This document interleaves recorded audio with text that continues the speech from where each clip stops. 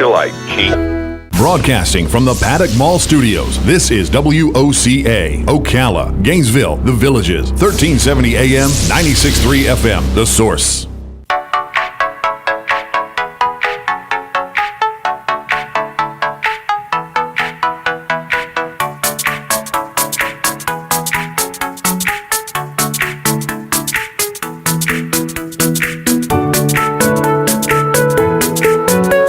All right, 5 minutes after 11 o'clock. Thank you for tuning in.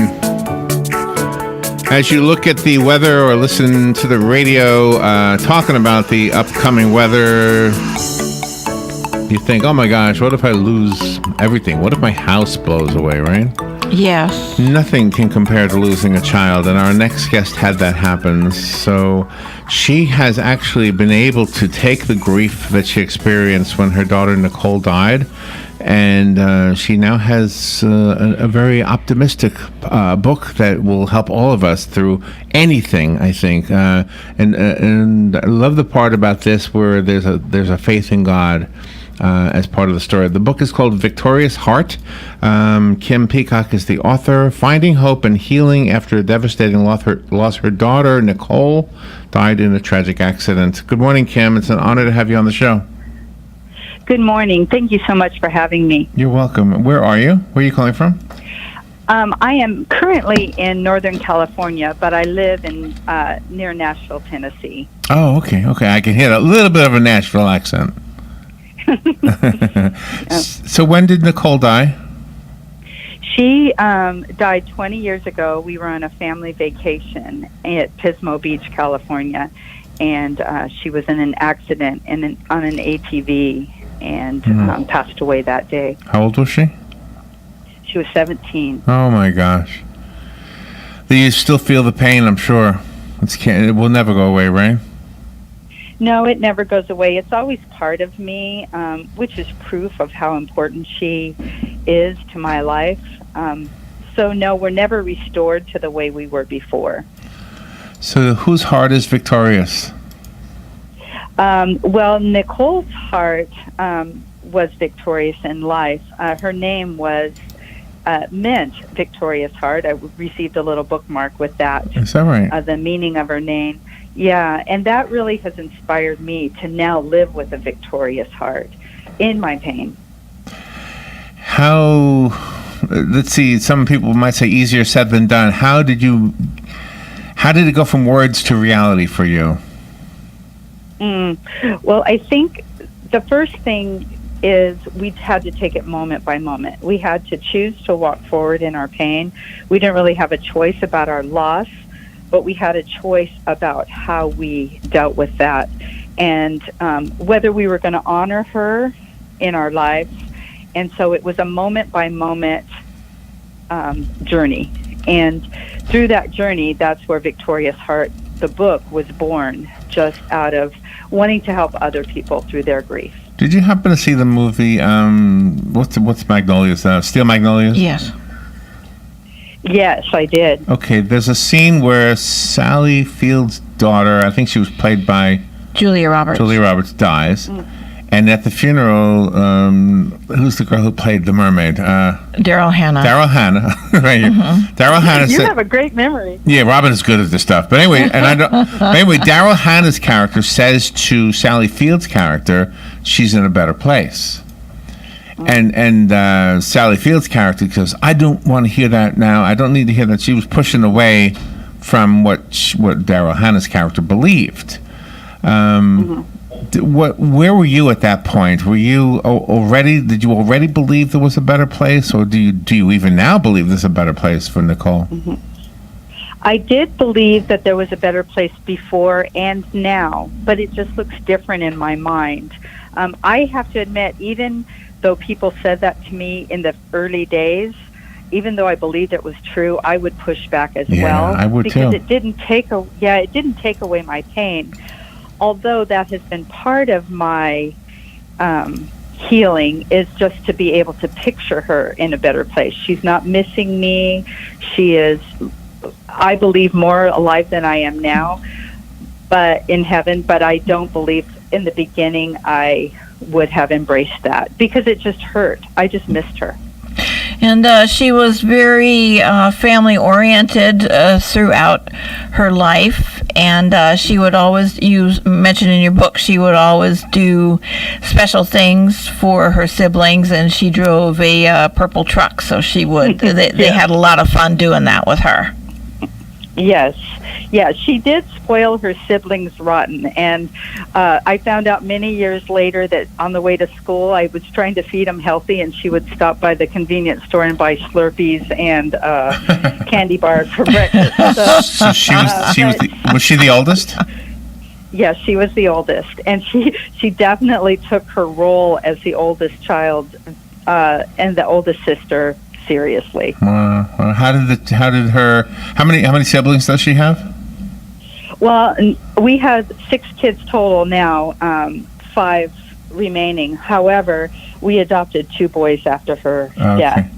So she had her sister Lisa, Megan, and our youngest at the time was Alex. He had been adopted from Russia a year prior to her death.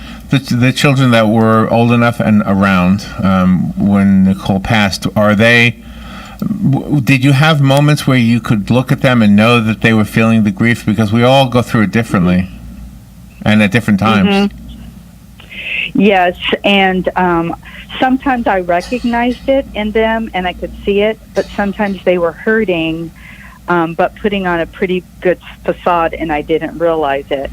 And so all of that is we had to learn how to communicate as a family. And I wanted everybody to talk about it and make sure they got it all out. But what I realized is through that grief, they each had to handle those memories and that loss on their own. But it was not on their own, but in their own way, individual way. Who is the book for? It's for anyone struggling with loss, and we all struggle with loss on this earth, but anybody who is trying to navigate the road of grief, because it's not a simple, clear-cut journey. It's not linear at all. There's many layers, and so although I'm not an expert, I can attest to what has helped me and what has not helped me. Oh, I want to hear some of that. What does not help you? Trying for people to tell me it's time to get over it. Oh my gosh. For me to feel like what's not helpful is for me to feel pressed into a place where I need to be restored to the way I was before and completely over it. And also that I have to grieve in the same way that other people grieve. Just a small example is there are people who go to cemeteries to visit their loved one's grave every day.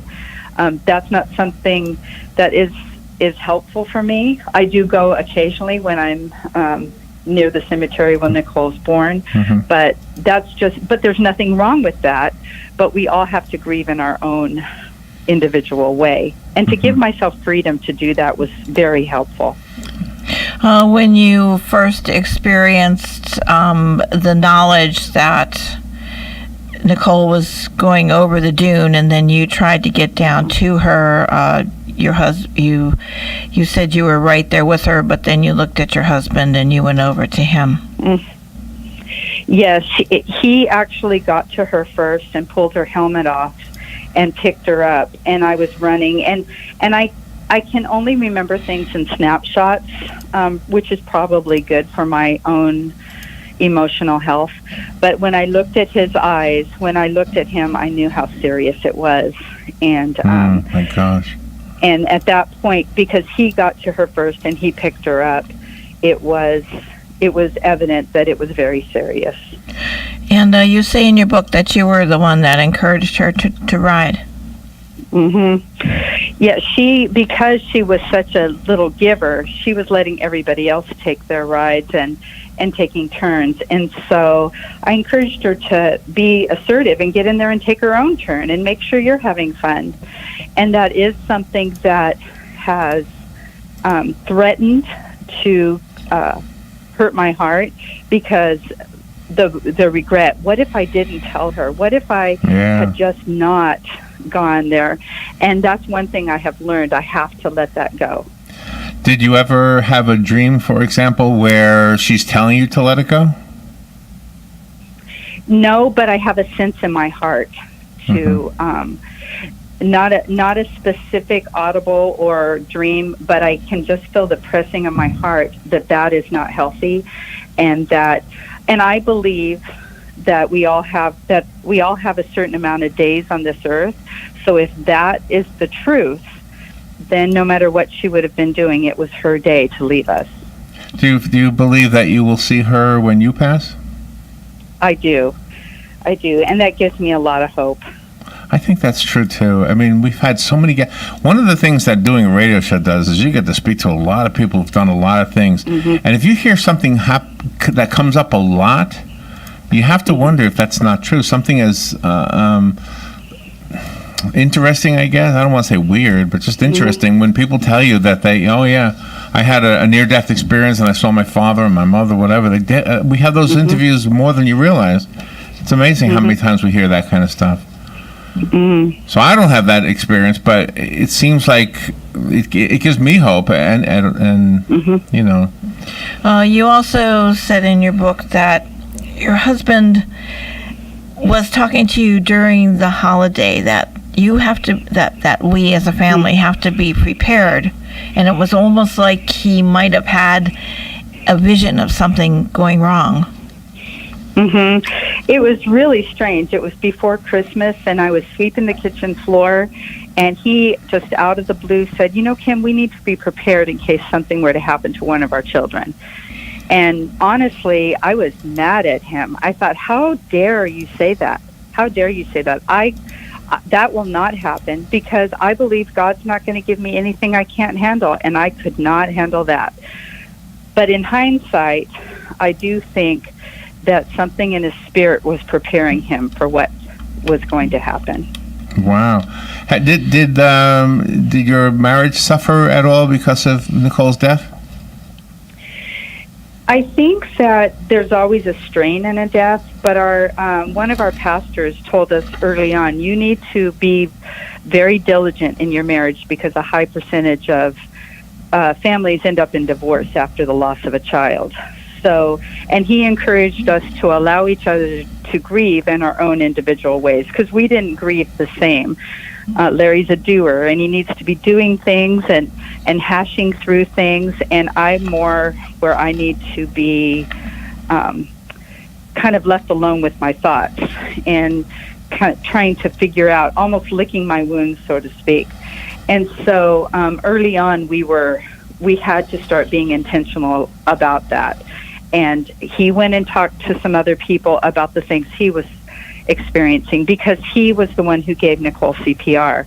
So he experienced things that were very hurtful to his heart and to his mind. And so, but he wanted to protect me in that. And so he would go talk to, we had our pastor, or my brother-in-law is an RN, so he was able to talk to him about those things. So it was hard, but we had to be very intentional to give each other space to grieve in the way we needed to. You also mentioned that when it was time for you to have the birth of your first grandchild, that you also reflected on not only Nicole, but on your mom. Yes, yeah. There was so much loss that year, the year that our first grandchild was born. And the loss of my mom was like a layer on my grief. And I almost had to go back and do some work and do some grieving about Nicole as well. This new little precious life was coming into the world, which was a very big blessing. And just being around her, the oldest grandchild is utterly amazing and beautiful. But at the same time, I could look at the stark difference between the life and the death, and to realize that our lives are full of joy and of mourning, and how they kind of mesh together. So it sounds like one of the things that happened for you is it kind of made you able to help other people also going through grief. How do you do that? Do you do it in group settings, or is it one-on-one? How do you do that? It's one-on-one, typically. I do have nothing formal. It's just more of the relationships that I have come in contact with. I'm able to just kind of talk to them about how I'm feeling, and usually it's a one-on-one thing. Sometimes I've never met the people, but it's through email. It just depends on the situation. But I believe in a group situation, for me, it's more of a, because everybody is so specifically different, that it's better for me and for the individual to be one-on-one. You could have titled your book "Always Looking for Butterflies."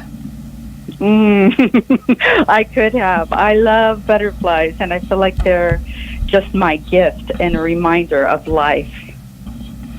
Yeah. And that is a representation of Nicole also. Yes. To me, it's just, they're so free and beautiful, and whenever I see a butterfly, it reminds me of how alive I believe she is and how her life brought beauty to others. And in Victoria's Heart, I have a section that talks about how I feel like in some of my most difficult situations and in the most unlikely situations that God brings me butterflies. And sometimes it's the weirdest times, but there will always be a butterfly. And now my husband will even say, "Oh, there's your butterfly for the day." Oh, wow. I like the whole butterfly metaphor because of the metamorphosis that takes place in their lives. And hopefully it's God's way of showing us, hey, this is going to happen to you too. You're going to get wings, and you're just not going to be a good flyer. I look at butterflies, and I think, they're just kind of haphazard. I don't know how they ever find a flower, but they do.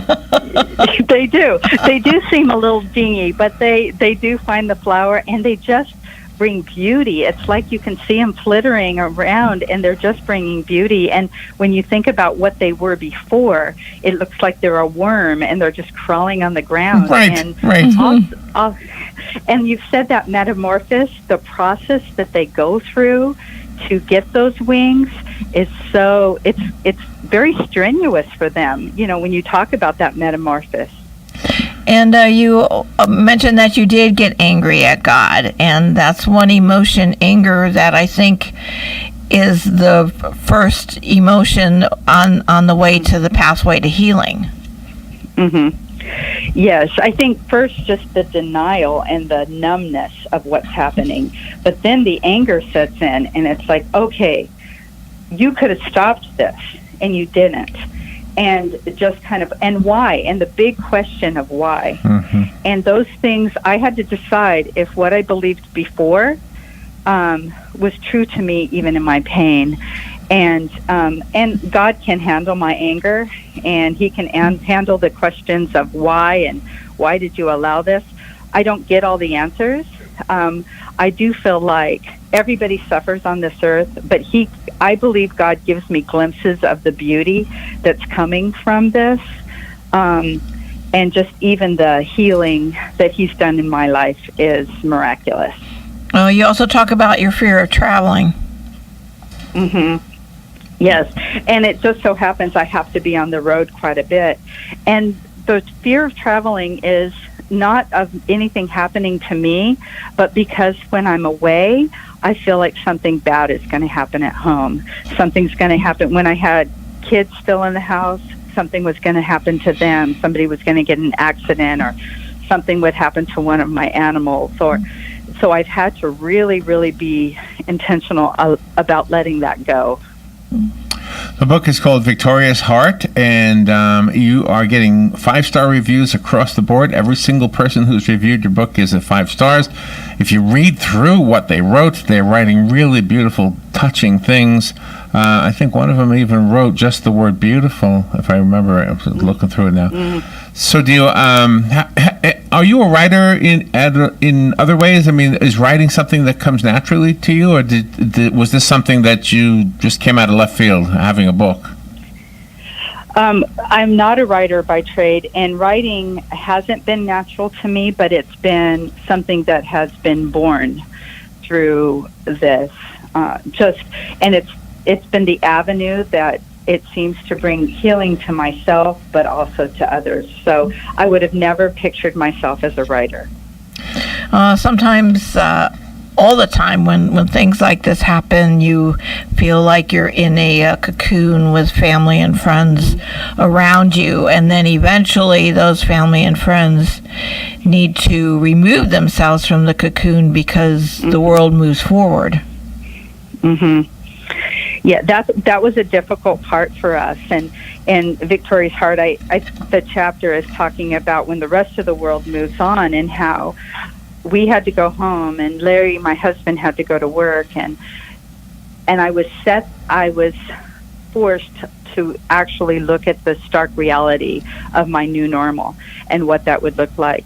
And that's probably when a lot of the most intensive work started happening in my heart, because it was hard, and there were days that I was bitter because everybody else was moving on, and Nicole's friends, continued to grow and get married and do their things, and I felt like I was left with loss.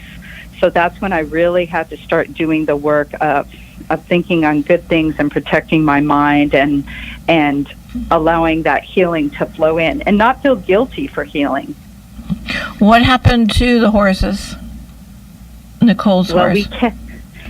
We kept a couple of our early show horses, but we had bought Nicole a show horse about 6 months before she went to heaven, and she was going to try to qualify for quarter horse youth worlds with that horse, and she was doing very well. She was in the high ranks in the state of California and doing really well, but after she passed, we needed to sell the horse. The horse was just languishing in the barn, and we had made that financial commitment, for that horse. And so we decided we had to let that horse go and sell him. And it was a very difficult decision to sell him, because in a lot of ways it felt like I was selling her dream. But once I was able to embrace that and realize I wasn't selling her dream, but let that go, eventually that brought healing. At first it was very, very painful. Oh, I'm sure it was. How hard is it to do these interviews? It's hard. It's hard in some ways, but I have to keep my mind focused on that it is to help other people. And if I keep my mind focused on that, we all do better in life if we have something that we're focusing on. Like for me, the words Victoria's Heart, I keep looking at that ahead of me, kind of like the finish line, so to speak, of something, of my goal. Okay, what's my goal? And so in that way, if I can keep my mind in the right place and remember that if I can help one other person, even if it's just one, it's worth it. Kim, thank you so much for being on the air with us today. I think there's a lot of courage that is in you that is necessary in order to write the book and in order to do these interviews, and I appreciate you sharing it. I think you're helping people with the book and with these interviews. By the way, I was sent 4 copies of this book. Yes, so if I have any listeners who would like one of them, just call me. I'll take calls at random after we say goodbye to Kim.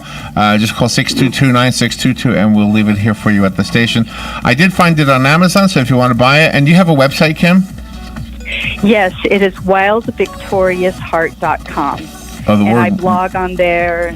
Okay. Wild is right before the name of the book. Okay, wildvictoriousheart.com. Kim, thank you. Thank you so much for being on the show with us today. Thank you so much for having me. I appreciate it. You are welcome. We'll be right back.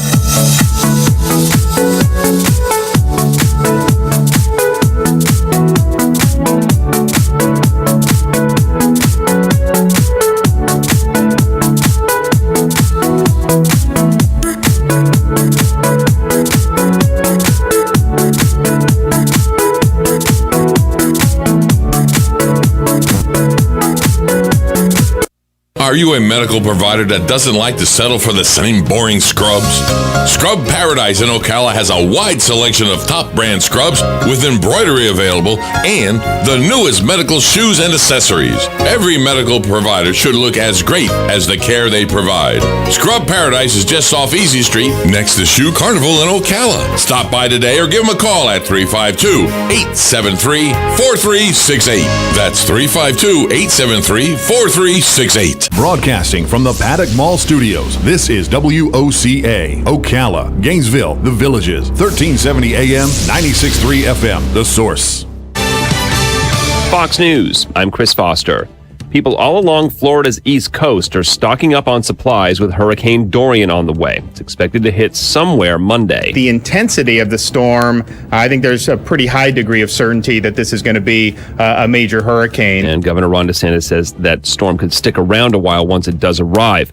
Joe Biden has been telling a story for years about a soldier refusing a medal because the soldier he tried to save died. And I went to pin him. I said, sir, I don't want the damn thing. Do not pin it on me, sir. Please, sir. Do not do that. Well, there was a soldier who tried to refuse a medal in Afghanistan with Biden there, but now it's being pointed out other details of the story are wrong or taken from other stories. Biden's defense? I was making the point how courageous these people are, how incredible they are. This generation of warriors. That was with a reporter for the Washington Post, which reported the inaccuracies in the story. America is listening to Fox News.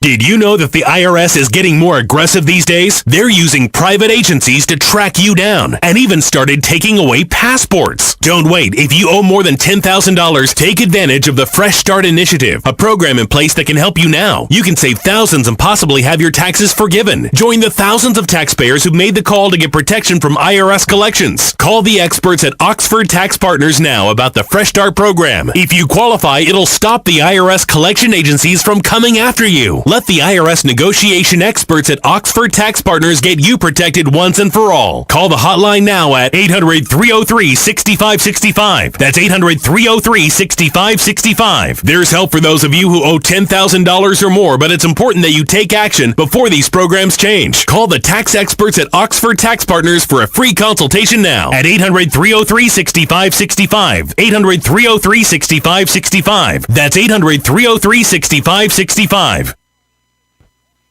Here are today's headlines from The Source, WOCA. We are forecasting the potential of a Category 4 storm, 130 miles an hour by the time we make landfall in Florida. That's National Hurricane Center Director Ken Graham on Hurricane Dorian, expected to make landfall Monday night, but where it will hit is still uncertain. The entire state is in the Hurricane Center's projected cone, and Governor Ron DeSantis has expanded the state of emergency to include all 67 Florida counties. DeSantis says no matter where it hits, Be prepared for a lot of water. You should have 7 days of food and medicine and water as part of your plan. The governor visited the Emergency Operations Center in Brevard County to monitor response efforts. He announced 2,500 National Guard members have been activated and another 1,500 are on standby. And a reminder, as you make hurricane preparations, don't forget your furry friends. Our hurricane kits aren't complete if we don't have 2 weeks' worth of food, water, and medication for our pets. Another important thing is to make sure your dog or cat is wearing a collar with an ID tag. More important than his or her name is your phone number and address. Should your pet get lost and the phones are down or it's hard to make phone calls, if your dog gets lost and I find it 2 streets away, I can walk it back to your house. Microchips are also lifesavers, but Humane Society of Broward County Sherry Walker says they're virtually useless if you don't register them. Erica Rodriguez, Miami.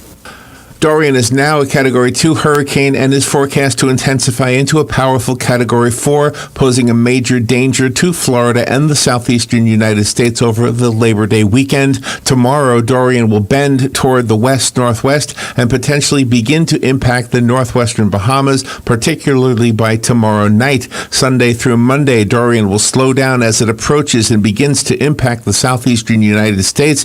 High pressure aloft will steer Dorian westward toward Florida this weekend. A turn to the north is then expected as the western periphery of the high is eroded by a disturbance moving through the eastern United States. Most models show Dorian passing directly over Ocala and Marion County. Dorian is likely to be a dangerous hurricane, potentially a Category 4 when it approaches the U.S. later this weekend or early next week. Well, we now have a more powerful Hurricane Dorian. It has strengthened into a Category 2 hurricane now, sustained wind at about 105 miles an hour. Florida, I know you guys have been watching the forecast for this really closely. It just keeps getting worse and worse. And I'm not an overhyper, but I'm just telling you, like, this legitimately looks like it's going to be a very bad situation for some part of eastern Florida, potentially a good chunk of Florida, because the latest trends in the forecast have been a couple of things. Number one, slower movement. It's a very slow-moving storm right as it's at its peak intensity, right as it's about to hit land. That means a ton of rain.